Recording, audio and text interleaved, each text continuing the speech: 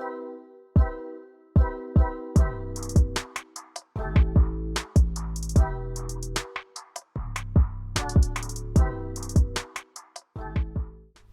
semuanya, kembali lagi di Obat Podcast Balik lagi. bersama Wulan dan Ai. Halo semuanya, gue balik lagi akhirnya.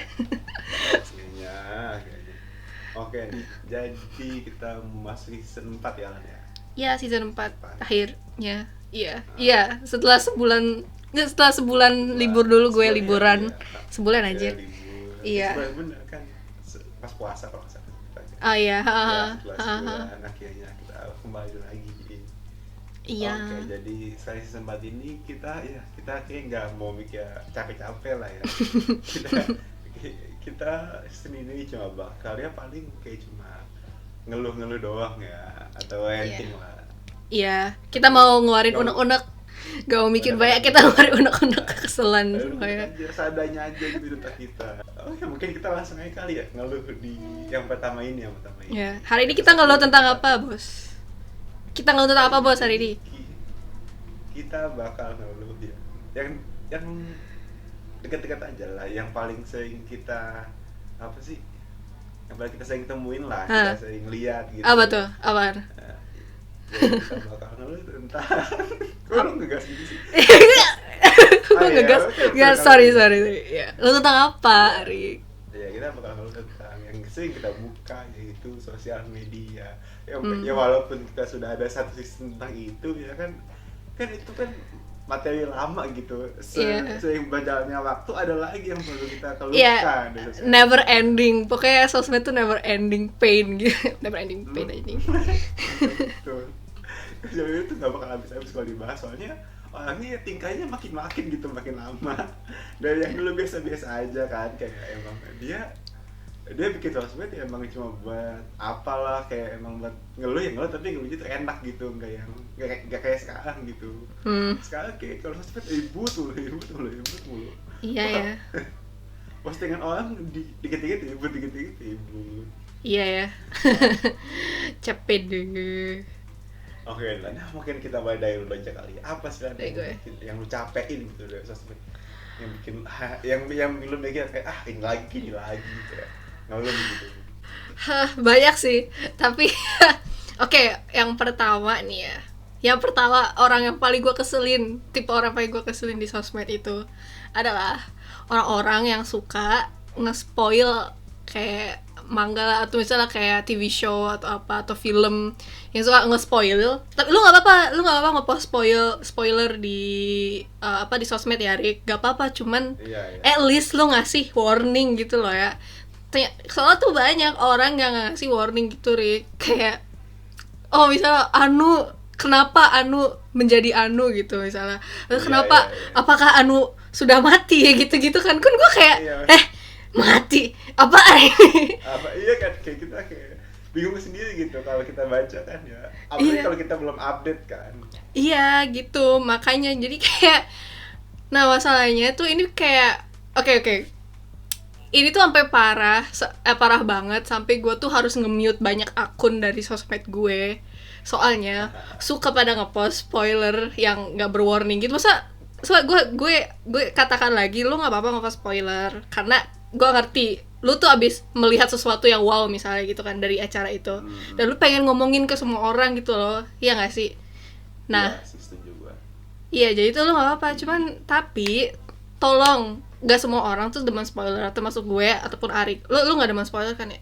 Enggak demen banget, kayak aneh banget, kayak mengganggu yang kita tonton gitu. Iya, mengganggu surprise-nya gitu kan ya, kayak elemen kejutannya tuh kayak udah basi gitu. Iya betul. Kayak gue waktu itu sesimpel manganya Haikyuu gitu, temen gue ada yang habis tamat gitu ya. Oh udah tamat kan ya manganya kalau nggak salah, gue lupa. Iya sih, manganya mau udah tamat. Dia tuh ngepost di story dong. Ya walaupun di close friend tetap aja kan kita tidak tahu kalau dia ngepost apa kan. Tiba-tiba pas gue lihat, anjing kayak langsung kelihatan endingnya gitu, gue langsung mikir kayak ya Allah, gue baru pengen itu bisa kayak pengen baca gitu, tapi kayak tapi jadi malas gitu loh. Gitu, udah tahu jadi ya kayak ya itu masalahnya. Sebenarnya kan ada banyak sih orang yang demen di spoiler, kayak teman gue, dia tuh nggak peduli, atau malah dia tuh kayak udah kepo gitu, gue kepo nih pengen tahu, terus pas tahu spoiler dia malah makin kepo lagi sama acaranya gitu kan. Ada orang kayak gitu, tapi kalau gue warik gitu gue nggak suka. Pasti gue yakin juga banyak orang yang nggak suka. Jadi mohon ya untuk kalian yang ngepost di sosmed itu kayak atau mangga panel atau kayak klip-klip dari acara kesukaan kalian itu, mungkin ada konten warning spoiler gitulah. Itu nggak susah kok, cuman ngetik 1 detik cuman ngetik beberapa kata dan nggak sampai 1 menit lu ngetik itu tuh gampang banget. Iya udah selesai gitu, nggak susah. Nggak susah bos, nggak susah banget, nggak susah, gampang. Nah itu sih gue Rick, apa yang paling gue kesel, nggak paling gue kesel, maksudnya salah satu yang gue keselin. Kalau lu apaan? Yang lainnya gitu, kayak tipe ke orang lainnya. Kalau gue tipe orang yang komen tapi nggak tahu tempat gitu. Kayak gimana tuh? Contohnya gimana? Contoh nih, ya kan gue sekarang mulai install TikTok ya, soalnya karena keperluan himpunan lah, maksudnya kayak ya kan kayak jadi pengurus TikTok gitulah. Nah udah gue otomatis gue install TikTok dong. Nah ya udah habis gue install, ya udah gue bikin akun sendiri lah, maksudnya kayak biar gue cari referensi tuh biar lebih gampang. Masa gue cari referensi pakai akun himpunan kan kayak aneh lah menurut gue. Iya lah, masa tiba-tiba akun himpunan gue nge-follow apa kan itu enggak dong. Ya udah. Emang lu nge-follow apa? Ya gue follow seputar bola doang, sama iya. seputar akun-akun edukatif, soalnya kan emang fokusnya kan ke edukatif kan yang di himpunan gue. Ya udah, terus kan tapi kan TikTok gitu kan sifatnya tuh random ya, kayak tiba-tiba ada aja gitu di page lo kan, di TikTok istilahnya page kan. Nah tiba-tiba di page itu tuh suka nongol video-video lain yang emang nggak lu follow atau subscribe gitu lah. Nah tiba-tiba gue tuh nemu video orang Rusia. Ya udah lah, mesti ya oke lah maksudnya. Ya terus dia emang ada konten gitu lah. Terus tiba-tiba kayak ada orang Indo ngomen kayak gue nggak paham bang. Ya udah, maksudnya ya kalau lo nggak paham ya wajar, soalnya emang orang Rusia terus kayak lo ngapain, ya udah lo ngapain lo komen, udah kayak lo nggak paham udah buat lo aja, nggak usah dikasih ke orang lain gitu. Terus juga kayak banget tuh kayak apa lagi aneh banget, terus kayak kocak banget. Terus kayak komen-komen yang dia tuh ngeliatnya cuma ada satu sudut pandang gitu. Kayak misalnya ini tuh menurut gue tipe-tipe orang yang gampang dibohongin, gampang diculik, goblok. Ya, kalem mas, kalem. Oke, tipe-tipe orang gitu. Soalnya kayak lu bisa lihat misalnya ada ya kan, kalau ya namanya pasti infotainment lo tentang artis atau tentang apalah. Nah misalnya ada yang cewek gitu, nah si cewek ini bikin klarifikasi atau entah apalah gitu. Nah terus si komennya itu tiba-tiba ngebelain ini gitu, ngebelain banget. Terus ternyata kalau ternyata pasti cowoknya bikin lagi klarifikasi itu lebih kuat gitu, buktinya ada si cowok tuh langsung gini, aduh gila emang tuh ceweknya gini gitu ya. Wah yang sama gitu, tolonglah. Anda tolong kalau mau komen dipikir dulu pakai otak. Dipikir dulu, jangan kebawa arus gitu ya, jangan kebawa arus. Tiba-tiba komen, ternyata si ceweknya yang jahat ya. Padahal aku dulu belain banget loh si ini gitu. Kan enggak gitu bos. Biasanya yang rame sih emang yang apa sih ya gitu kan ya, maksudnya kayak banyak yang paling kenceng tuh orang yang I don't know, ya yang tipe-tipe yang kayak gitu. Padahal orang-orang yang lain tuh nggak peduli, makanya nggak peduli sih, maksudnya nggak se-invested itu sama kasusnya nggak sih, atau sama sesuatu itu. Mungkin ya invested iya, tapi kayak dia cuma kayak dulu gitu, nggak kayak lu langsung komen. Iya sih.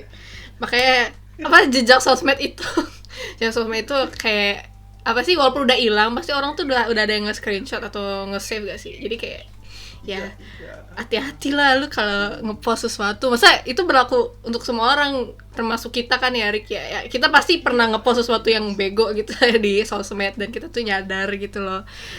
Nah, dan kita nyadar nggak jangan diulangin lagi, karena ya siapa tahu suatu saat itu kayak berbalik lagi pada lu gitu. Ya enggak Rick. Ya betul. Betul. Sih, betul. Kalau lu ada lagi kan? Ada lagi kan? Oh, ada sih. Oh, kalau ini sih yang paling nggak, yang ngeselin juga sih dan paling sering kita temui. Lu tahu virtue signaling nggak, Arik? Tahu nggak itu apa? Enggak, gue yang tahu sih Lan. Kalau gue mungkin lu bisa jelasin kan, juga kan banyak nih yang nonton kita ya. Apa sih itu? Apa tisu? Apa sih itu? Guys, sorry. My brain abis ngeblank anjir. Iya, jadi ini definisi Inggrisnya nanti di sini. Tapi pokoknya gue jelasin. Jadi itu virtue signaling itu adalah aksi seseorang biasanya di sosmed. Maksudnya kita tuh sering temuin aja di sosmed akhir-akhir ini. Tapi kalau di dunia nyata tuh ada. Tapi sering di sosmed. Jadi aksi seseorang yang mengekspresikan kayak opininya tuh kayak pokoknya kayak opini kuatnya dia itu untuk menunjukkan kalau dia tuh orang yang baik. Pokoknya misalnya kalau misalnya ada suatu isu sensitif gitu, pasti ada orang-orang yang bukan entah kenapa sih, maksudnya gue ngerti kalau mau pengen raise awareness, tapi juga ada beberapa orang yang mereka tuh ikut-ikutan tanda kutip, bukan karena mereka benar-benar peduli, tapi mereka tuh beropini kuat karena mereka tuh pengen mendemonstrasikan kalau mereka tuh orang yang baik gitu, kayak gue tuh sebenarnya peduli loh, gue tuh orang baik. Padahal di belakang layar mereka mungkin nggak peduli sama sekali, kayak cuma buat image mereka doang, nggak melakukan apa-apa. Dan biasanya orang-orang kayak gini tuh orang-orang yang suka ngejar-ngejar orang lain di sosmed, yang suka kayak istilahnya call out orang-orang di sosmed, ya misalnya lo kok lo nggak ngomongin hal ini, maksudnya lu ngomongin hal kayak apa ya, bukannya berfokus sama masalahnya, bukannya berfokus sama masalah utamanya, tapi mereka malah fokus sama orang-orang dia nggak ngomongin masalahnya. Jadi kayak masalah utamanya tuh udah malah ketutup dengan aksi mereka yang marah-marahin orang lain di sosmed, ngerti nggak? Iya, ngerti sih Pak. Kayak misalnya gitu loh, kayak misalnya ya sesimpel konflik ya, misalnya nggak simpel sih, ini pokoknya kayak contohnya konflik Israel Palestina lah. Nah terus lu minta klub bola favorit lu buat apa namanya, buat tolong kok lu nggak speak up soal ini sih gitu, atau lu kalau yang besar itu kayak emang bukan urusan dia gitu. Ini juga kan ada isu-isu politik ya, jadi emang agak sensitif gitu. Ya agak sensitif, maksudnya penting untuk raise awareness dan membantu. Mungkin karena karena ada beberapa kasus yang emang dengan kita bercuit di sosial media itu, kasus itu bakal kayak terselesaikan gitu loh. Cuma atau keangkat lah seenggaknya. Iya, keangkat, jadi orang-orang jadi pada ngomongin, jadi lebih banyak bantuan yang datang. Emang itu penting. Cuman kayak jangan lu fokus marah-marahin orang gitu loh. Ngerti, kayak marahin orang jadi kayak isu utamanya itu enggak terbahas lagi. Jadi lu malah berantem di sosmed. Berantem sama orang yang diem aja, lu marah-marahin orang, kok lu diem aja gitu-gitu. Ngerti enggak sih? Soalnya kayak maksudnya setiap konflik yang rame di sosmed di dunia tuh, orang-orang tuh yang gue lihat sih di Twitter itu, mereka tuh ramenya bukan rame sama konfliknya, tapi mereka tuh ramenya sama orang-orang ngurusin orang-orang sekitarnya mereka gitu loh. Padahal mereka sendiri udah bercuit sih, cuman kayak jadi kayak lu ngelihat mereka tuh kayak, lu tuh ini benar-benar peduli atau cuma lu pengen kelihatan politically correct gitu, ngerti nggak sih? Jadi ini buat buat lu doang atau buat kepentingan bersama. Misalnya orang yang emang benar-benar peduli, mereka tuh udah melakukan sesuatu. Misal orang-orang benar-benar peduli, mereka udah melakukan sesuatu di balik layar dulu, baru mereka nge-share, biasanya sih gitu. Tapi maksudnya kalau misalnya lu emang nggak bisa melakukan sesuatu lebih dari ngepost di sosmed, emang nggak apa-apa. Cuman kayak jangan jangan nggak usah framing lah, framing. iya nggak usah framing orang lain atau kayak I don't know ribut munculin konflik baru yang sama sekali nggak related sama isu utamanya. Nggak ada. Nggak ada itunya. Gak ada esensinya. Oh ya, ini Victor Sinolin juga disebut kalau istilah di kitanya tuh SJW, social justice warrior. Tapi SJW-nya bukan SJW yang bener, iya SJW-an. Ini SJW-an gitu ya, seolah tuh kayak gila, gue nih udah berjasa banget sama kehidupan sosial di Indonesia gitu. Iya. Padahal lu enggak. Lu cuma orang ikut-ikutan doang lah. Ya ikut-ikutan dan kehidupan lu di sosmed doang kayak. Iya, nggak jauh dari HP lu kok. Lu gak jauh dari HP lu emang. Itu gawai lu tuh ini yang buat kami itu tuh hidup lu cuma di situ doang. Gak ada. Udah. Habis itu apa lagi nih? Apa lagi yang menurut lo ngeselin? Gue sih jujur gue kesel banget sama orang-orang yang fanatik sih. Maksudnya kayak ya gue paham rasanya sebagai seorang yang fanatik kan. Kayak gue juga emang ikutin bola tuh fanatik gitu kan, kayak apalagi timnas Indonesia lah gitu kan.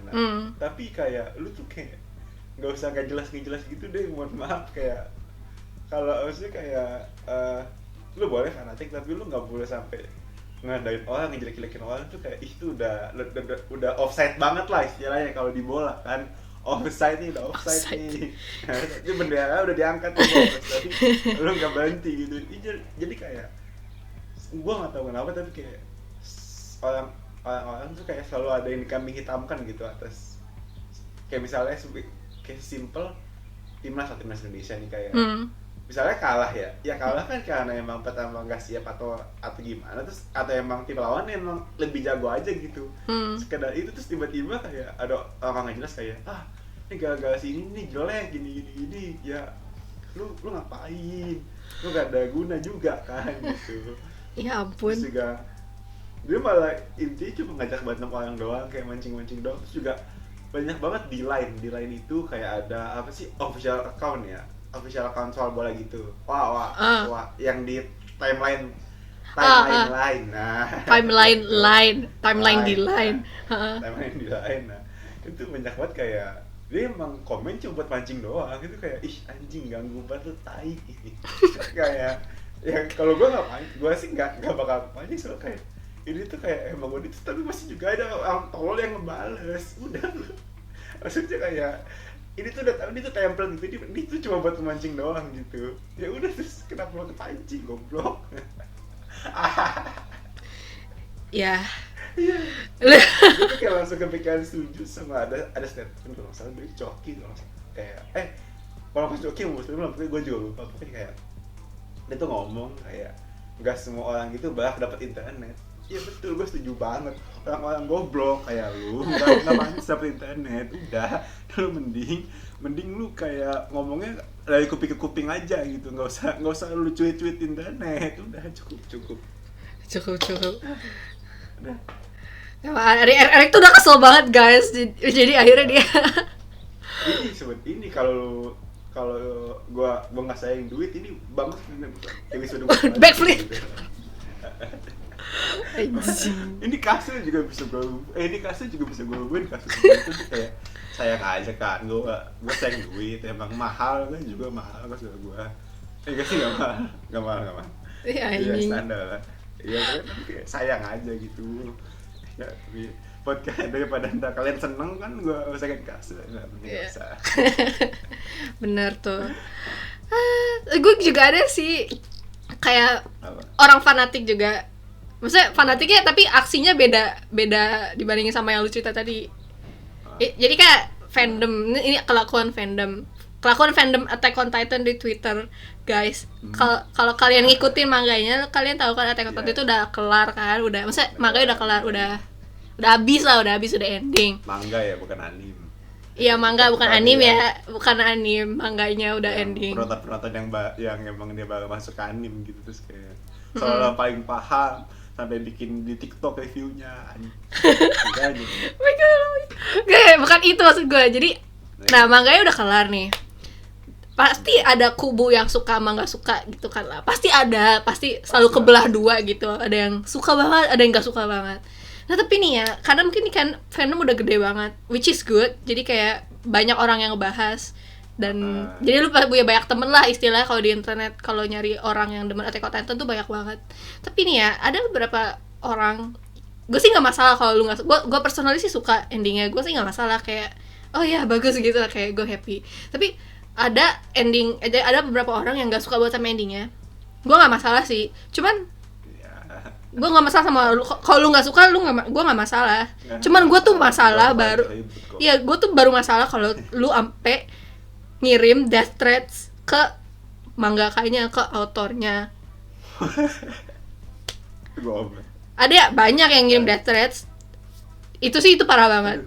Terus ada juga yang sampai nggak mengapresiasikan si autornya, si Isayamanya. Jadi ada beberapa orang yang bikin ending sendiri, kayak masa gimana ya sih? Tapi ada kan alternate ending lah, alternate ending.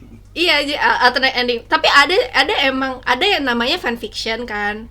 Orang tuh pada bikin fanfiction. Gue sendiri gue bikin fanfiction. Lu bisa bikin ending semau lu. Maksudnya lu bisa ngarang alternate universe semau lu, kan namanya juga mengarang bebas. Cuman ini kalau dari yang gue lihat, orang-orang ini itu bukan sekedar bikin fanfiction, mereka tuh kayak ini endingnya lebih baik dari yang Isayama bikin. Kayak this should be the real ending. Ya sampai kayak komennya tuh kayak ngerendahin gitu, ngerti nggak sih? Dia kayak here we fix the ending, kayak we fix the ending, kayak mereka tuh kayak apa that audacity gitu loh, kayak apa ya? Kayak ngerasa apa namanya? Hebat ini banget gak sih? Iya, ngerasa hebat banget gitu loh, kayak nggak sopan gitu. Masa ini gue benerin nih endingnya buat lo, kayak pembawaannya tuh kayak gak enak gitu sih. Kan ada perbedaan kalau lu tuh bilang, oh gue bikin alternate ending nih buat kebahagiaan gue sendiri, kan bisa lo ngomong gitu. Nah itu nggak masalah.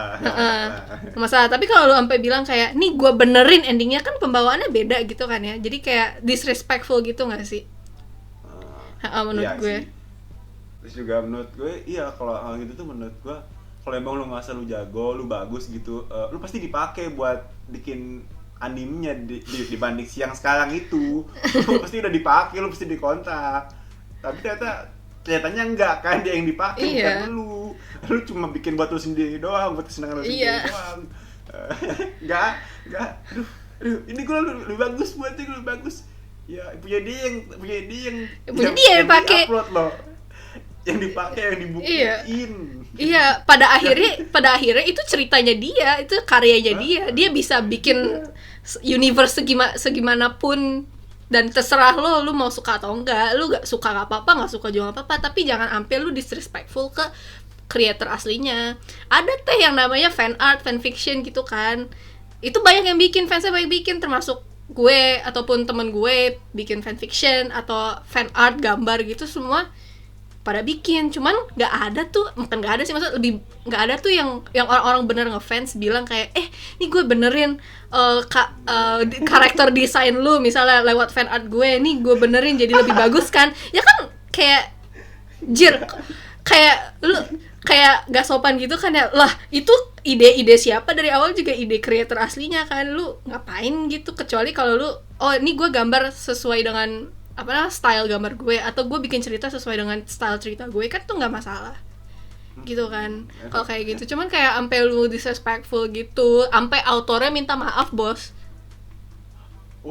Iya, kayak lu nggak salah bos, gue pengen gitu bos, lu nggak salah bos, emang orang-orangnya pada tolol. Nggak, autornya sampai minta maaf, kayak I'm so sorry that the ending is quite disappointing for you all. Enggak disappointing, cuma segelintiran orang doang yang rame. Biasa orang yang rame tuh orang-orang kayak gitu kan.